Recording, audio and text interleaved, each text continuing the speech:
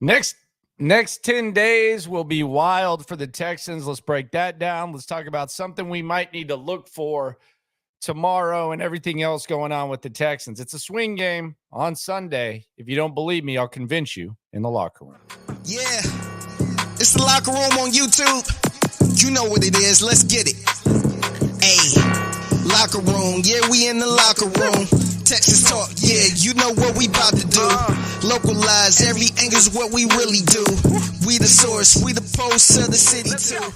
Big ass game on Saturday. It is our Sunday, excuse me. It is the locker room, number one source for Texans digital content. I'm Landry Locker. I'll be at practice tomorrow. Be sure to follow along on the channel. SNL will get you ready for that with myself and Cody Stoots, the daily collaboration. Sunday's a really, really big game, and it's more than just the actual game. Division games speak for themselves. When a team is a game within you in the standings in your division, that speaks for itself. But right now, the Texans, they're facing a situation where if they lose this game, you could almost be looking 500 in the eyes.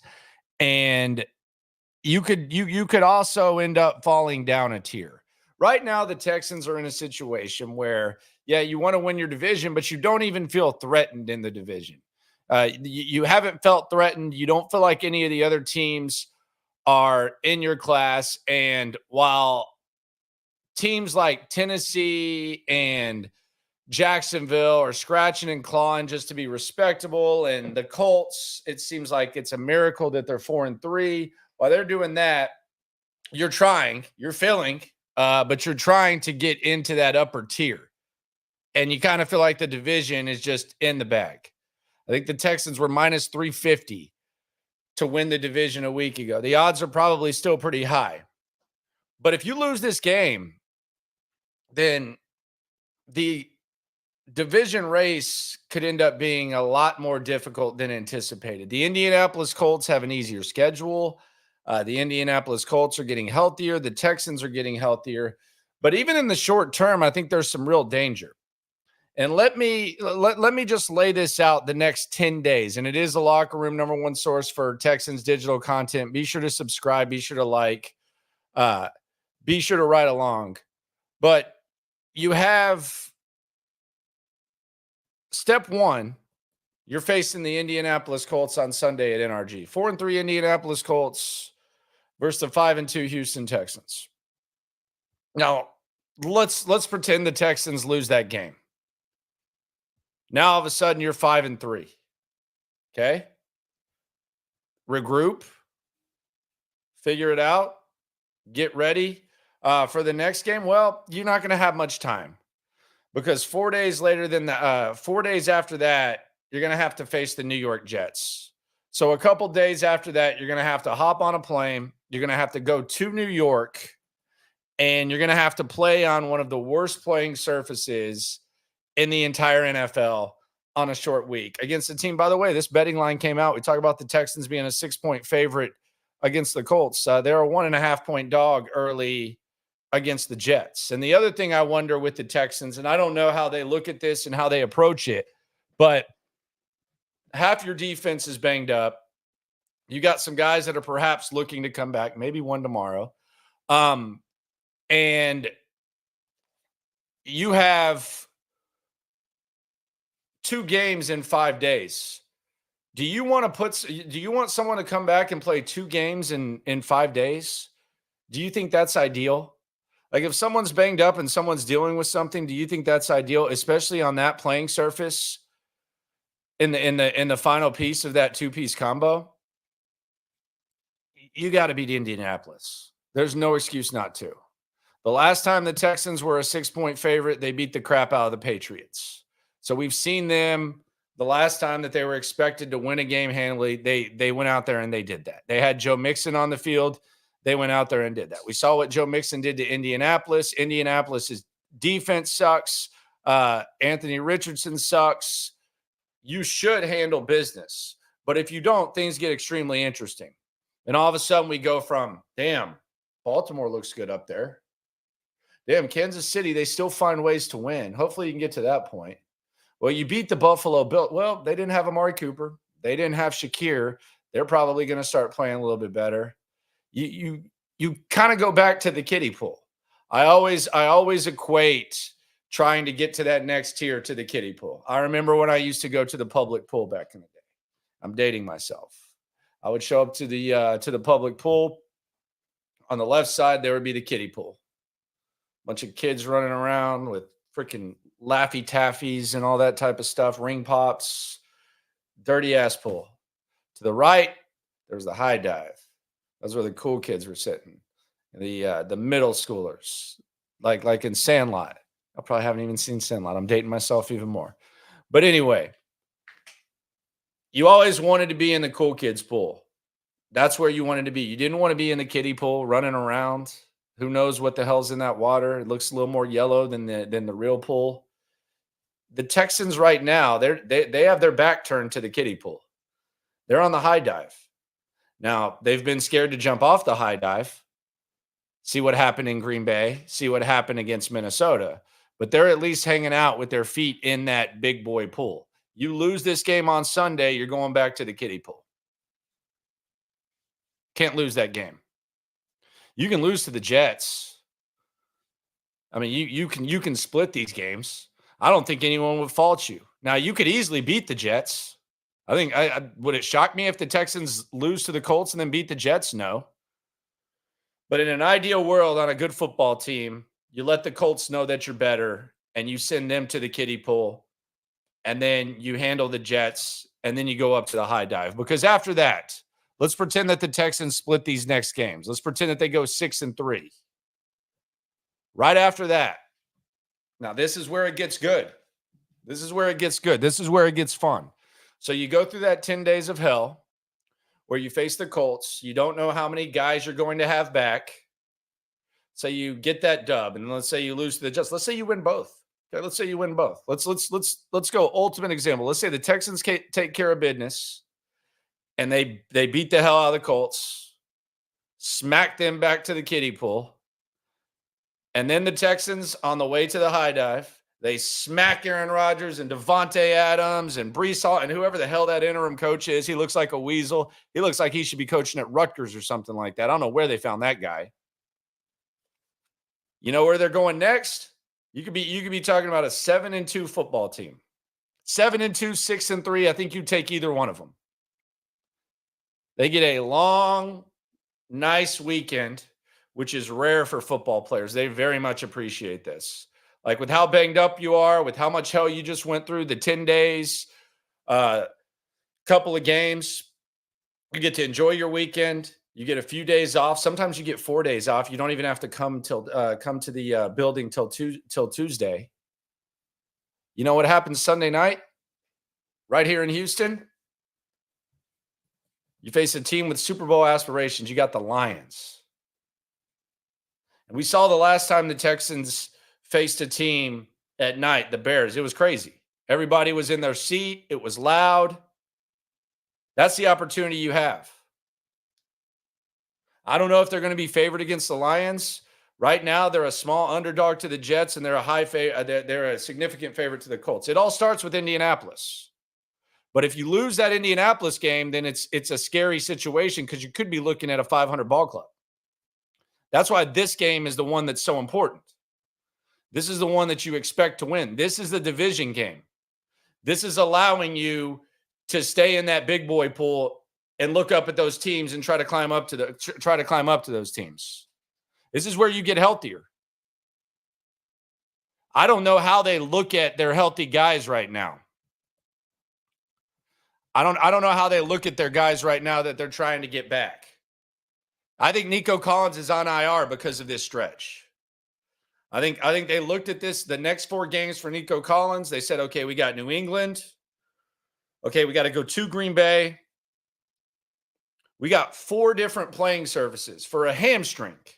4 different playing surfaces in a short stretch. So when you go on IR, you're on IR for 4 weeks. You're on IR for 4 games. You don't want Nico Collins to come back this weekend and then have to turn around and go to the Jets. I think that line of thinking came into play. Now, the question is, does that come into play with some of these other guys that are dealing with injuries? Do you look at Kamari Lassiter's shoulder that way?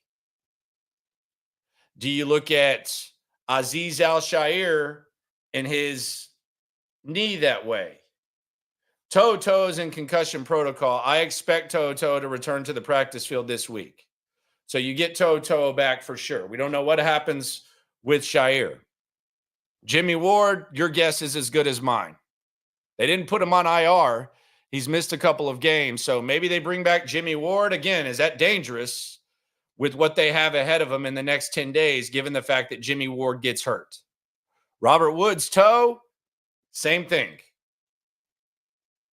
So you got to take care of business on this one. This is just a normal-ass week. In the short term, that Sunday, that's a normal-ass routine.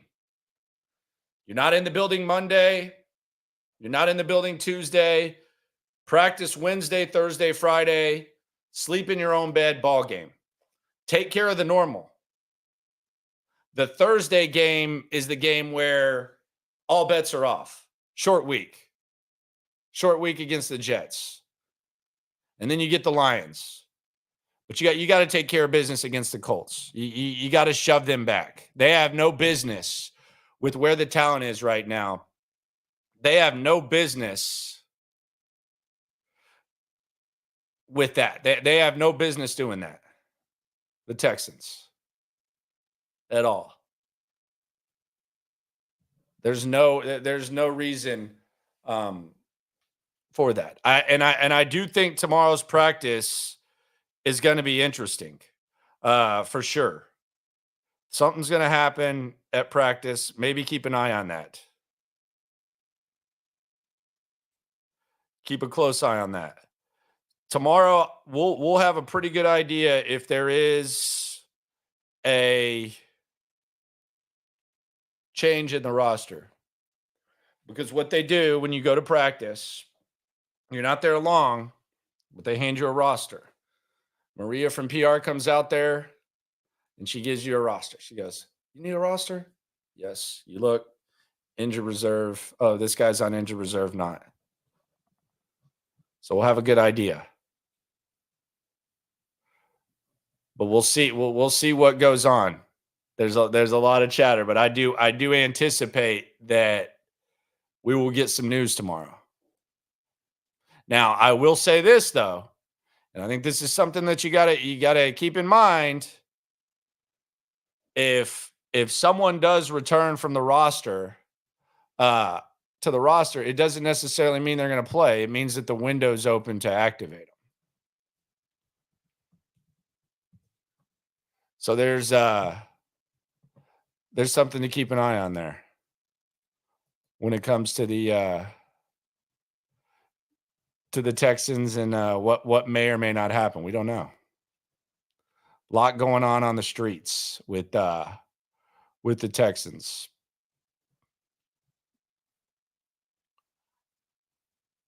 I think I'll know where this is going now. I think I'll know where that's going. But me personally, like, let's say hypothetically, let's say like Christian Harris comes back or something like that. Let's say Christian Harris is practicing, or let's say it's Jeff Okudah or Christian Harris. Let's just throw out those two names. Would you want to bring them back in that 5-day stretch that we previously mentioned? I mean, is that ideal with the stuff that we're talking about? I wouldn't think so. I don't have any tea. I'm speculating the same way you are. If I had tea, I would tell you. I don't have any tea on Harris or Okudah at all. Which game is more important? Rocky asked. It's the Colts, man. Did not hear me I feel like I just wasted 11 minutes of rambling. God dang, Rocky. Jesus.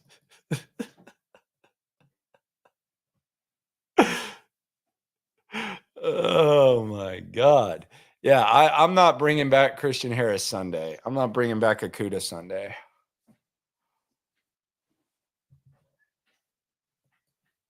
But we'll see. We'll see what the whole thing looks like. I think it's going to be wild. Y'all are talking about Harris being on the depth chart. Is that I don't look at the team depth chart as much. Um, is that like not normal? Do you look at the depth chart weekly? Because Lassiter's on there. Harris was on IR though, so there's that. But I mean, it's injured reserve return. I don't keep up with that depth chart at all. I'll be honest with you. Um, Let me see if I can ask someone about that. Stand by. I'll pull this up. This is what y'all are talking about. I really don't look at this weekly. I'm being serious. So there we go. That's what everyone's talking about right there. Talking about the Harris. I don't want no cookies. Does anyone like what's the benefit of adding of accepting cookies? Do you get like do you get faster internet speed or something?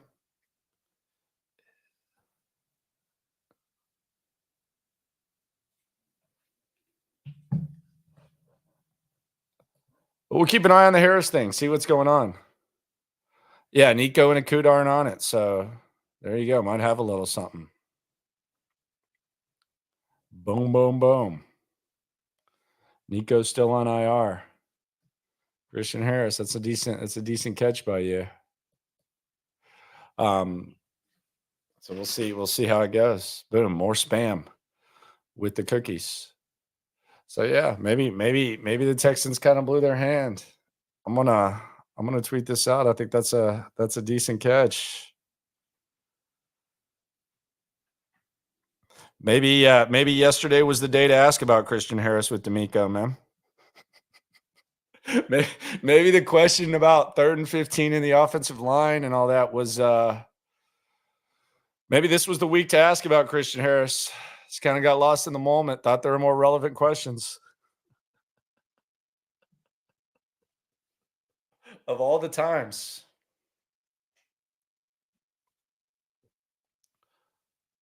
Of all the times, people in the chat are at Landry Locker talking about Harris.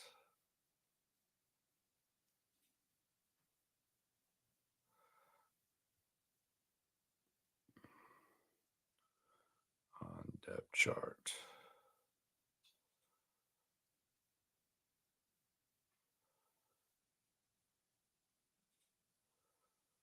Okay. Sent. Boom. Might be some investigative stuff right there. They're gonna be like, damn it.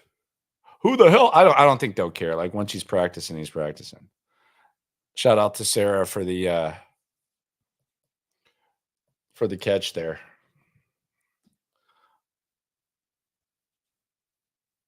Let me see.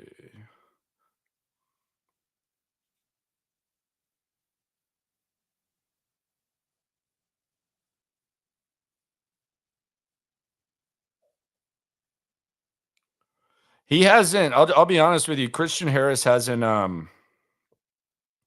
really been wherever he's been working. You haven't really seen him. Like sometimes you see guys going to get a little bit of work done. He hasn't really been there, so maybe he's just kind of intensifying it. So we'll see. We'll keep an eye on it. Practice tomorrow. We'll get the rosters at Landry Locker, at Cody _ Stoots.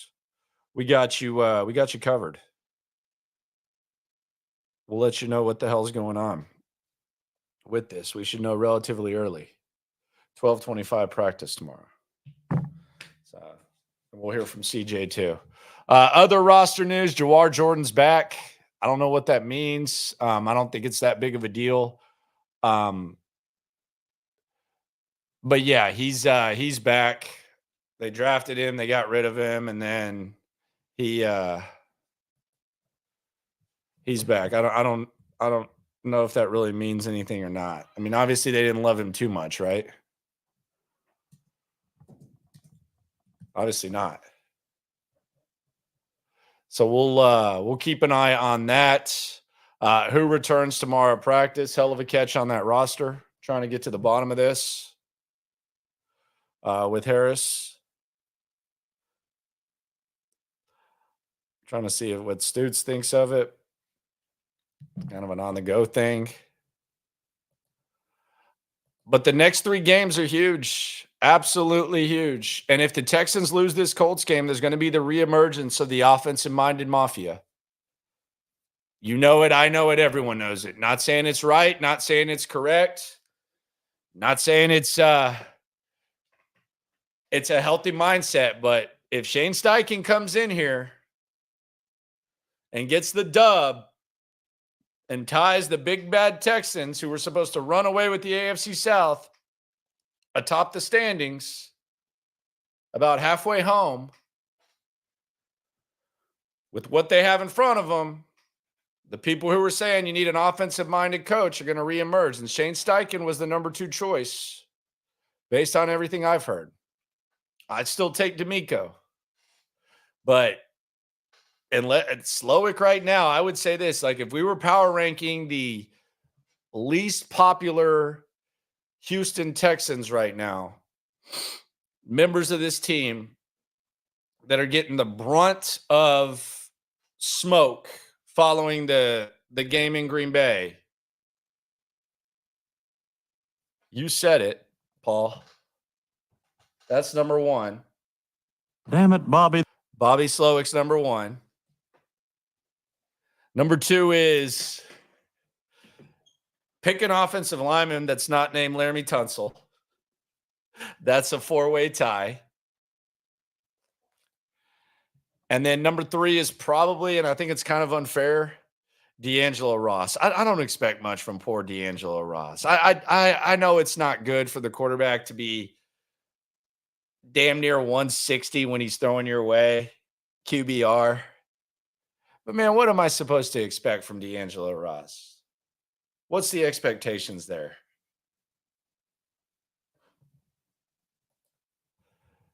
What are the expectations there?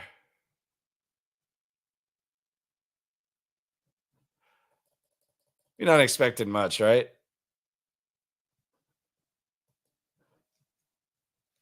I would say no. Probably not. Rod says that Alshire and Hewitt should be our starting linebackers. Alshire's hurt right now. You're saying when they're healthy, I'm assuming? I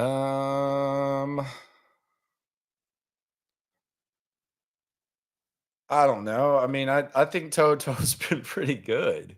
I mean, maybe Hewitt needs to get a little bit more burn and a little bit more run. But I think that he's been I think that he's been good.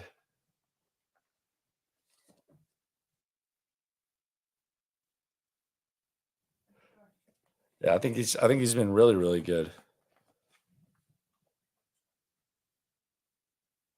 Oh, okay. Yeah.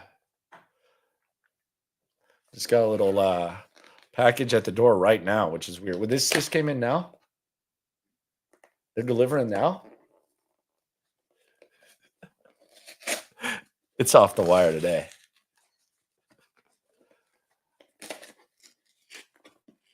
But no, I think Hewitt should get more run, but I wouldn't. I mean, I don't think Toto needs to be benched or anything. I mean, he had a concussion. He's playing fine. I think there is potential that there could be a little bit of exposure, but he's playing fine. Oh, it's that mental shot. These are supposed to. I promise this isn't fixed. This looks fixed. Someone sent this to me. It's called Magic Mind, Sharper Mind, Calm Energy. I don't know if it's worth the damn or not. I might have held something up that is nothing. This isn't an advertisement or anything. These shots right here. I'm supposed to try these out and see if I like them. We'll see. Kind of worried about the late delivery, but yeah. See how it was. Oh, y'all thought it was that high grade? Man. High grade marijuana called Kush on the streets. I'll just Did be you honest know with what y'all. that was? No, I Me do. I'll neither. just be honest with y'all. T said, this game worries me, Landry. I have a bad feeling. Appreciate you for swarming the super. You ain't never hate. Swarm. I have a bad feeling. Hope I'm wrong. Hey, I said it on Monday. I would take the 6. I would take the 6. Indianapolis is getting 6. If you want to give me 6 with that offensive line, I'll take it. Would it even bother me if I lost the money? No. But if you put a gun to my head, and I might die, and you told me, hey, you betting on the Texans -6, the answer is hell no. Not that ball club. Because here's my thing about the Texans, and this is the problem that I have with the Texans. Shrooms. Nah. Yeah, I got the package on live. Wifey handed it to me. I was like, oh, okay. Oh, mental shots. Okay. We'll see how that goes. Might be a little something there. I might start endorsing it. I'm going to check it out. Sharper mind and calm energy. That sounds good. Who doesn't want that? Although I think there's other ways, but hey, if I can just take a little shot, that's fine. Man, I lost my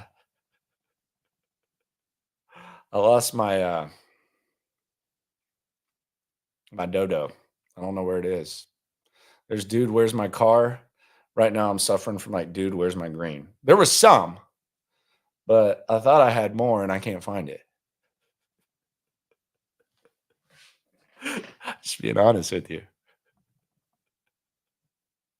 I don't know the side effects, Kenneth. I just got the package. If there are, I'm not gonna endorse it. I don't know. There could be side effects. There's obviously some side effects to something. Losing my herb like that. Good God. Got to be somewhere. Got to be somewhere. So tomorrow we will look for Christian Harris or perhaps Jeff Okudah at practice. Did the Texans tip their hand with the depth chart? That is something to keep an eye on. That might be a hell of a catch by old Sarah. Look out for the report, the basic report for that after practice. I'll put that out. But there's just a lot on the line for this game. Here's the other thing. Dude, I always make the stream. Y'all know that. Doesn't matter whether I'm on the road or not. That's not a good measurement, man. I've been pissed drunk on the stream. Like, I don't think I've missed a stream in years since I started this, the day before the Lovie Smith era. So I don't know if that's a measurement on the side effects, unless you're talking death. And if you're talking death, you're a slime ball for even bringing that up, dude. I really feel bad about this game, Paul. Hey, you shouldn't feel good about the Texans. And here's the other thing. Here's what I was talking about before I went on another one of my late night tangents. I think a lot of times whenever you see an awesome effort that's unexpected, you get kind of lost in the sauce and you say, okay, well, that's what we're going to see each week. That's the type of stuff that we're going to see. And you kind of expect that. But here's my thing. I don't look at it that way. I look at whenever you have a defense where your two starting linebackers, your starting corner, your starting safety are out, and one of your starting D tackles gets suspended, and you're going against a really, really good team, and they force 3 takeaways against that team, and they actually do their part and give you a chance to win. I look at that as a wasted effort. Because I don't look at that as something that you can expect to happen every week. I don't give a damn who you're playing. I don't give a damn where you're playing. Like now Shane Steichen's looking at this. You know he likes to pick on Jalen Petrie. You know he likes to pick on Eric Murray. He's probably looking at Hansen and Hewitt. I don't have like the confidence, like if this defense is going to be depleted, that they're going to go out there and do what they did against Green Bay. Is that unfair? Am I being unfair? I feel like I'm being fair because I'm channeling my expectations, realistic expectations for that depleted defense. I don't look at that as unfair. I think that was an elite effort. That was it's actually a damn shame. Like the offense should be, and the offensive line specifically should be very disappointed in itself that you got an A+ special teams performance and you got an A defensive performance where there was like a struggle with Ross, but it's freaking Ross. Okay? Like Ross to start the season. And here's the thing about Ross that I think is that I think is notable. And he wasn't good. But we look at him as like the number 3 corner. He's the number 4 at best. Because Okudah's been out too. Okudah was your 2 or 3, 3. So I think you kind of look at this and you say, man, this guy, you've been playing 2 corners and this guy goes in. How is your 3rd corner that bad? He's your 4th corner. He's your 4th corner. You don't expect much from him. But if you're going to take the ball away 3 times and you're going to leave perhaps 14 points on the board, if you count the Tank Dell touchdown, you had to settle for a field goal. That's 7 minus 3. That's 4 points. The next drive, you get sacked out of field goal range. That's 3 points. So that's 7 total. And then if you think that was a backward pass that the Texans recovered before Green Bay scored their 2nd touchdown, that's 14 points because you take away 7 from Green Bay. So there's 14 points right there. And that has to do with the process in which you challenge stuff in the offense. It has nothing to do with the defense. I mean, did you expect the defense to hold the damn Packers to 13 points? I didn't. I thought they did a good job of holding off the momentum as much as they could. Do you expect them to go out there and follow up on that against the Colts? I don't know. Crazier things have happened. But I feel like it was a wasted effort. So if you're terrified about this Colts game, I don't blame you. It's not gonna be an easy game. Hopefully they're ready to go. Maybe we see some changes. Who knows? The sky's not falling, but if they lose to the Colts, it's an interesting situation to be in, I would say.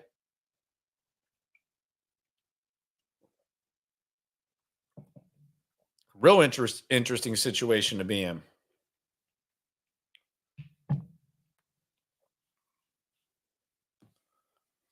And we already laid that out. You can go back and check out the beginning. I'm not going to repeat it like Mike Jones again.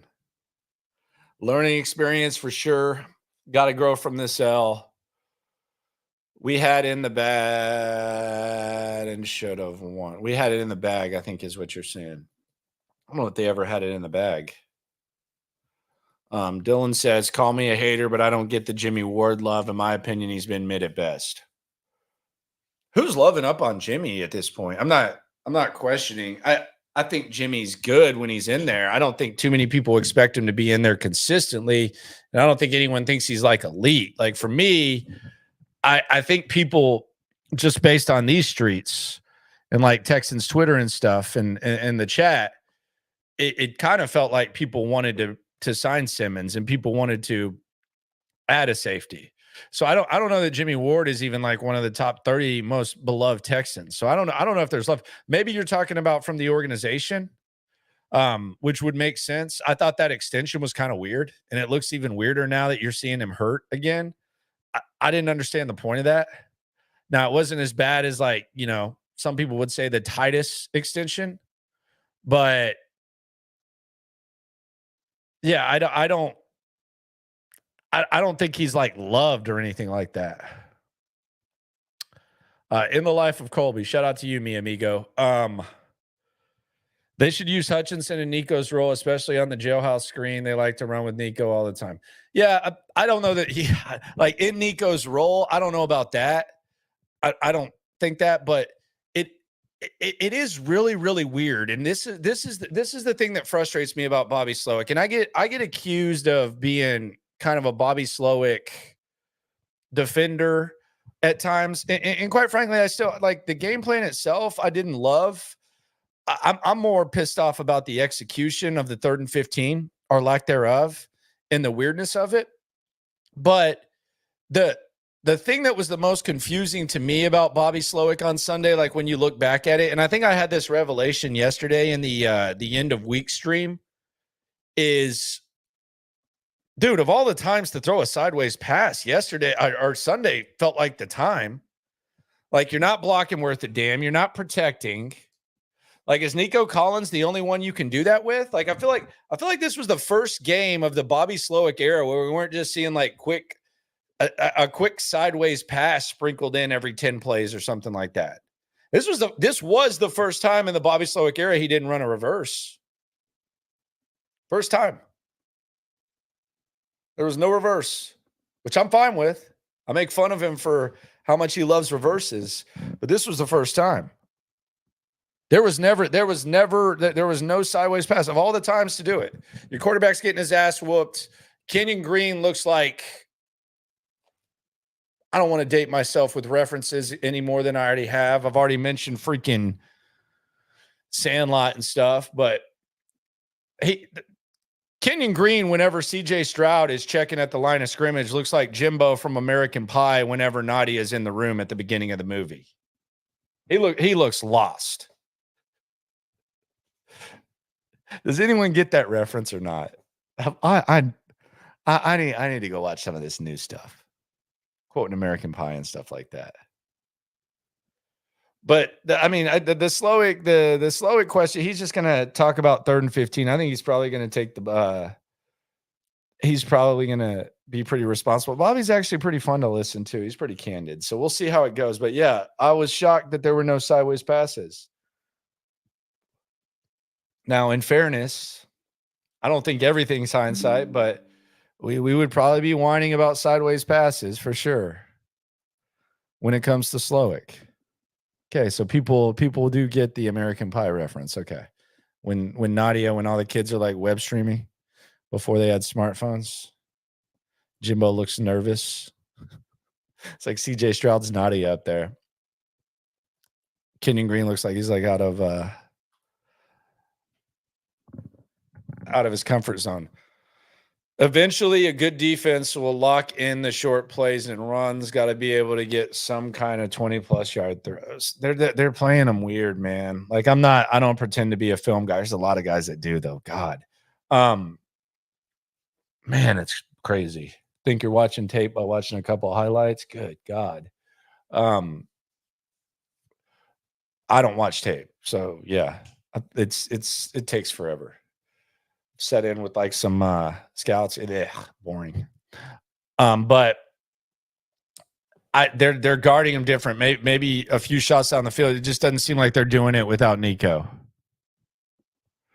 The Texans defense has tells, and the screens have tells, and the defenses are on them. Yeah, that's true. I wonder if they'll make O-line coaching changes. DeMeco talk position coaches and coffee with coach on the Texans YouTube channel. I thought he liked the coaching, was what I heard him say, was that he liked it. I don't think it's the coaching. I don't think it's the coaching. I just don't think. Trying to say this like the right way. Like when it comes to the offensive line. I don't know. I don't know that. I don't know that this. I think there might be like too much going on with this. I don't know. It's weird because the stunts that are getting through, they just don't. They don't seem like they're that crazy.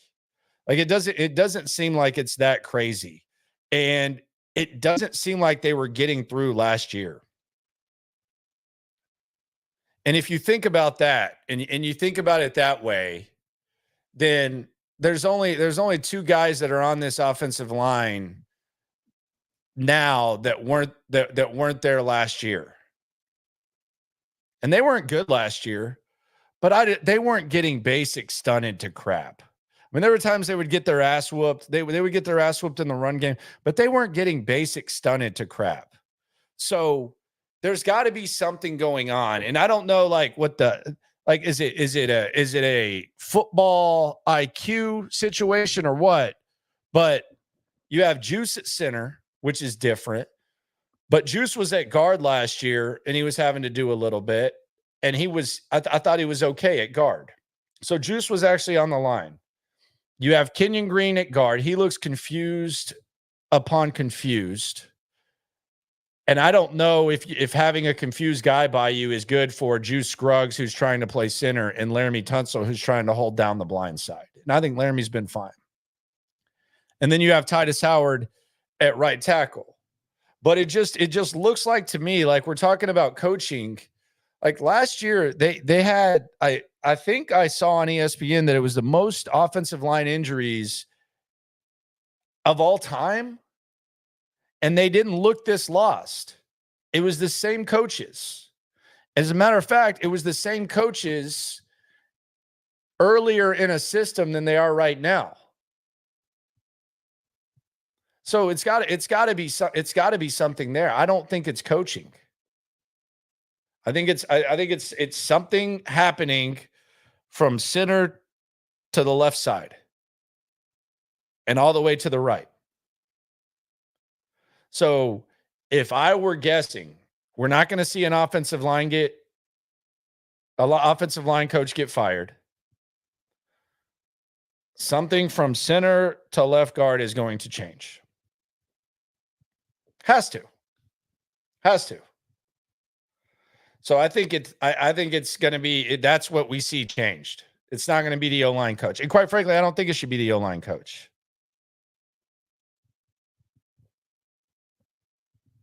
I don't think it should be. I mean, there's talk about Roto has a proposed O-line. So you're saying bring Patterson in and then put Scruggs back at guard. Kendrick Green at right guard. So you're benching Shaq too and Fisher? Good Lord. Seems a little bit dramatic. Good God. People calling it soft, man. Question the manhood. No dogs on that O-line. I'm a dog. Derek says he doesn't see any changes till offseason. I disagree. I think something on the offensive line is changing. Disagree. Don't think they run the same guys out there. I think something changes. Has to.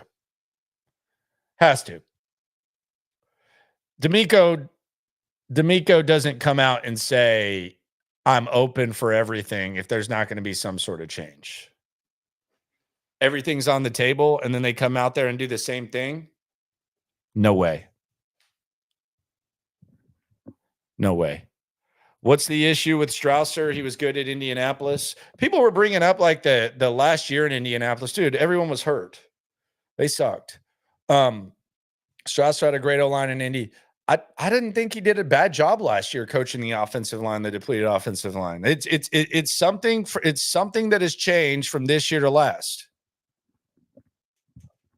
Your guess is as good as mine, but that's what it is. It's something there. Because we didn't see this lack of a communication. We didn't see this last year. We saw how many centers were there? Like 4 or 5 centers last year. We didn't see this. So I think they changed something eventually. 100%. I don't think he's making that up. Everyone says everything points to Kenyon Green. He's had a rough go at it. At what point does the first round pick thing not matter? I don't know. I mean, there was no competition on the offensive line in camp, which was kind of interesting. I never really bought into the offensive line, but I did find that interesting. Now, we saw it on defense, too. Kamari Lassiter was immediately CB2, and there was no Akuda, anything like that. It was Lassiter as CB2. That's been justified. Good decision. Appears to be the right move. Clearly missed when he's not out there. The same thing with Juice Scruggs and Kenyon Green. There was no competition. Jared Patterson and there seemed to be like a notion heading into camp that Jared Patterson was competing with Juice Scruggs at center. Nope. He wasn't. He wasn't. It was Juice Scruggs.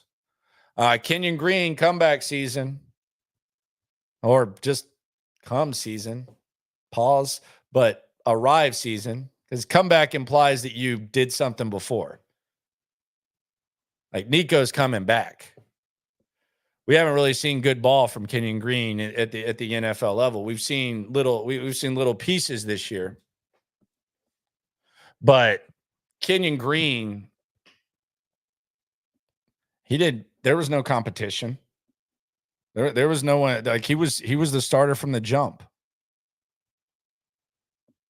Blake Fisher was the left tackle in camp. And you had Titus on the right side. Shaq was right there too. So that's where it was. Would you be able to tell at practice tomorrow? Not really. Like they're kind of good at keeping that a secret. Might be able to look extra close and see if something sticks out. And we'll talk about that tomorrow on the stream. Be looking extra close to see if something goes down. But a lot of times they're not really running team when we're there. So we'll see. Did Green Bay do something that we've never seen before? Did the O-line just take the day off? I kind of feel like they saw the same thing in Minnesota. I know it was different. We'll see how that goes. But it's gonna be an interesting day tomorrow at practice. Perhaps a good catch on the Christian Harris thing by Sarah once again. Crossingham says it's been listed all year.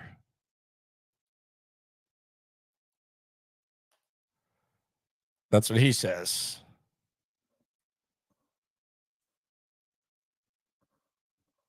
Who knows? But you did bring up that Nico's not on there. So, maybe it's a bad catch. Who knows? We'll know tomorrow. If I were betting, I would have said Okuda, but we'll see. Someone says, check my texts. Just put it in the private chat, Stoots. I don't, my phone died. See, it's dead. Dead, bruh. But yeah, he's designated to return. Shout out to Cody Stoots. SNL tomorrow. Look at Cody Stoots fella. Let's see what Cody did today. Let's just kind of eavesdrop over there. I'm going to invite Cody in. What do you think Cody's up to right now? He's probably freaking walking around the house like in his undies or something. It's been like that all year. Heinisch wasn't on there like that before. Sent you a screenshot. The week 1 unofficial. Okay. So there we go. Chat, wrong. Chat, wrong. All right. Well, we'll keep an eye on this. Appreciate everyone for coming through. Cody Stoots, he's just doing his thing. We like the speculation around here, though. But be sure to subscribe. Be sure to like. Be sure to ride along. How do you feel about these next 10 days? How do you feel? Oh, there he is. Oh, wow. He put a shirt on. There you go. He's got that white shirt tucked into his whitey tighties. Cody, what's up, man? Yeah, it's been like that all year. They've had Heinisch listed like that before. Well, someone was pointing out why isn't Nico on it? So Sarah basically screwed me over here. Because IR is different than IR designated to return. It's a different designation. They have to designate IR to return guys from training camp to the regular season. So it was different. So it's different. So should I be on watch for maybe someone else tomorrow, you think? I would. You mentioned the name that I'd be watching for. I'd be watching for Okuda. Yeah, if he's close, you got to get him out there. You can't put D'Angelo Ross out there again. Yeah, that's the other thing about D'Angelo Ross is we look at him as the third corner. He's actually the fourth, really. You know, we don't really think about that because we've never seen Akuda. We don't like associate Akuda with the squad. Yeah. See here, hold on. Let me do a little share screen. Show the people the week 2. Okay, so he's got the week 2 here. Yeah. So as you see, Christian Harris, he's in the parentheses, and then Heinisch is in the parentheses. They're in the parentheses because the NFL changed the rules. You could designate 2 players from IR in training camp to designated return. It was a new phrasing. Yeah, I don't think Harris was close, for sure. But there you go. Because remember last year, if you brought back Harris before the Jets game, that would be malpractice. Especially with, I mean, it's not like like Lassiter comes back, cool. It's a shoulder. Harris had a lower body injury, so if he plays on that Jets turf, that's terrible. Yeah, that's what I think. Same thing with Akuda as well. Yeah, Okuda's a hip. Yeah, I don't know that any body part is safe on that surface. Concussions, you fall funny, break a collarbone, elbows, wrists, knees, head, shoulders, knees and toes. Your daughter's close to that, isn't she? No, dude. She's can't even say like clear words, bro. I have no idea when children learn anything. Hey, if I asked you to book your bet against Indianapolis, are you taking or giving the 6? Oh, I think the Texans win by 10, easy. Oh, so you're still very confident in this game. Anthony Richardson's playing. The only thing I'm worried about is if they hurt him and Joe Flacco comes in.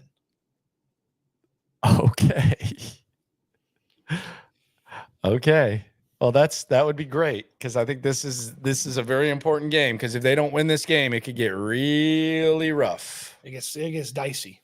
Yeah, it gets real dicey. They're already a dog against the Jets. You taking 1.5 with the Jets? Oh, I get plus money for the Texans in that game? Yeah, give me the Texans. Short week against the Jets? Oh, yeah. Okay. Oh, yeah. The Jets are in free fall. I've said it before on in the locker room. You know my Jets theory. I believe Aaron Rodgers is going to retire in the middle of the season. Dude, they can't trade for Devontae Adams if he retires in the middle of the season. Dude, this is the most me first, I don't give a damn about anybody else guy we've seen in a long time. There is no way he would do that.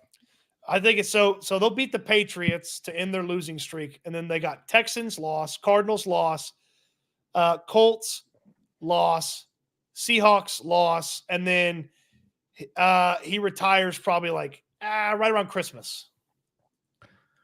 Richardson plays okay against the Texans, though. I fear him not. This defense is better than they were. Now, obviously, D'Angelo Ross out there, but he can't get the ball to receivers, so I'm not really worried about it. But they're going to eat his lunch. I'm more worried about Taylor. If he plays, I get a little bit more worried. He set the play. He set the play. Yeah, and he didn't have a good game last time. Yeah, that's not going to happen 2 times in a row unless they've solved the Jonathan Taylor thing, which, you know, I can't imagine that anybody solved him. You might have one good performance against him, but you're not going to have that a bunch. Yeah. Do you think Harris is even on the practice field by Detroit? Because my whole notion has been we wouldn't see him in October. Oh, I don't believe we see him in October. No way. No, I said it before the month started. I don't think I would almost like if you gave me good value, I would bet against November. If you gave me good value, I would bet against. If you gave me 2-1, I would take the bet. You want to bet $10 that we don't see him play in a game in the month of November? I could see him playing on the 24th against Tennessee. Okay, so you take the bet? I don't feel comfortable about it. I mean, it feels like 5-1. I'll give you 5-1 on October. In October, I'll give you my 10 to your 50. God, that'd be I got to find better ways. I can find way better ways to flush $10 down the toilet. So you wouldn't take the you wouldn't take the November that he doesn't play a game in November. I mean, I would tell you if he doesn't make his debut on the 24th of November, then he's going to make his debut on the 15th of December. He's going to come back against the Chiefs. No, he comes back against the Dolphins. Okay, Dolphins. After the bye week. That's the perfect game to ease him in. Although I would tell you the two games right before the bye week are ease him in opportunities as well with Tennessee and Jacksonville. See, there's just a lot of factors. First of all, the injury's bad. They're not being completely transparent about it. They're kind of astroing the injury. It's way worse than they're saying. We've kind of seen context clues or whatever that that was the case. They're also playing good, so they have a good record. Yep. They also have a weird ass schedule in October, so you don't want to rush him back on that. And the linebackers are holding it down. Yes. Like the linebackers are holding it down. Like I think he's hurt no matter what. But if the linebackers, let's say that Hewitt and Hansen were the equivalent of Ross. You might try to get him on the field this week. Are you good? Can you go? Hey, we got some needles for you, buddy. Yeah. You put that needle in his knee. I'm walking out. Yes, and see, you have people when they're saying he pulled his hamstring or a shin bruise. That's the keeping it real goes wrong aspect of being secretive about injuries. On one hand, you protect the player and you're not putting out information, which I think is great. You and I never really try to guess too much on the injuries. It just kind of happens. When will he come back? I mean, we were just betting, but you know what I mean on that. Yeah. But now you have, because you're keeping it so real and you're being so secretive about what happened with him. Now it's people think that he basically stubbed his toe and has missed half the season. Yeah. His strain calf my ass. His first media availability. If you don't ask it, I will. Did you have surgery? Because, guys don't have a pulled calf and miss this much time. There wasn't a strained calf, and there damn sure wasn't a shin bruise. I can promise you that. That's actually kind of insulting that anyone would think that. Yeah. Yeah, he was. They're just not telling us what the deal was. And if Aaron says he's healthy, call 911. He's in trouble. Aaron says Christian Harris expected to play this week. We interrupt this program for the retirement ceremony of Christian Harris. Yeah. I'm going to ask Aaron tomorrow who's winning the election, and then I'll know which way everything's going. You can bet on that at BetUS too, by the way. Well, you can bet on YouTube 150. YouTube 150. Another fun thing that they do around award season, you can bet on sometimes you can bet on the Oscars and stuff like that at BetUS. They got so much fun stuff on there. It's great. YouTube 150. We interrupt this program. Yeah, exactly. Next thing you know, if Aaron, all right, let me put it this way. This is going to be the remix of the old school. Shout out to Aaron. We love you, man. We're just giving you a hard time. Been a rough year on the injuries. Just having some fun with them. I would make this joke to his face. Yes. And I have. I gave him, sometimes it backfires. But if real quick on the super chat, I promise I'll get to my point. You ain't never hate. Swarm. No. 150, probably not. No, 150 is a lot. If he does, good God. I do wonder what the over-under will be there. But if he says that Harris is coming back this week, you know what we're going to see pretty soon at NRG before a game? What? We're going to see Christian Harris going up to midfield before the game going, today I consider myself the luckiest man on the face of the earth. Earth.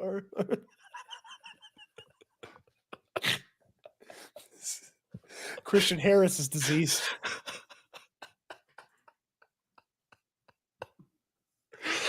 Oh, man. All right. I'll talk to you at 9 a.m. 9 a.m. Tomorrow we're talking about changes. Go in the tomorrow. It's already up. We doing like Tupac changes, or we doing like David Bowie Any changes? change. What changes would you like to see from this Texans team? It's a 5-2 ball club. Changes. That could mean anything. Yep. Whatever you think changes, what change do you want to see? If you think they need to quit selling something in the concession stand, change. Tomorrow is change Wednesday as we go on to Indianapolis. Stoots, appreciate you. Thank you for being a weirdo and looking at the team depth chart every week. That's good job by you, my friend. Thank you. Somebody's got to do it. Yeah. Somebody's got to do it. Also, we have an entry into potentially when keeping it real goes wrong tomorrow too. When keeping it real goes wrong. Okay. So, all righty. 9 a.m. Y'all don't want to miss that. 9 a.m. SNL. Subscribe to my channel. Subscribe to Stoots. It is Go charge your phone. a collaboration. I lost my green and I haven't charged my phone. It's been an interesting night. Later. See ya. All right. There you go. Cody Stoots. Appreciate y'all for coming through. Be sure to subscribe. Be sure to like. Be sure to ride along. Go to the video scheduled for tomorrow at 9 a.m. And I want you to tell me what you want to change about this Texans team. What needs to change? That's tomorrow at 9 a.m. Practice at 12:30. We will know if someone is on the field. Not going to be Christian Harris. And then I'll give you the update afterwards, and we'll have the night stream as well. Always remember, when it comes to this Texan stuff, we're all in it together. Appreciate y'all for coming through. On to Indy. Close to the city too. Landlocked, got the game in the headlock. Localized every time, can't stop, won't stop. Yeah, we top 2 and we not too. Plugged in daily digital on YouTube. We got taste for days. Opinions to give, we got takeaways. If it's up, then it's up. We number 1. You don't need to try your luck. Locker room, yeah, we in the locker room. Texas.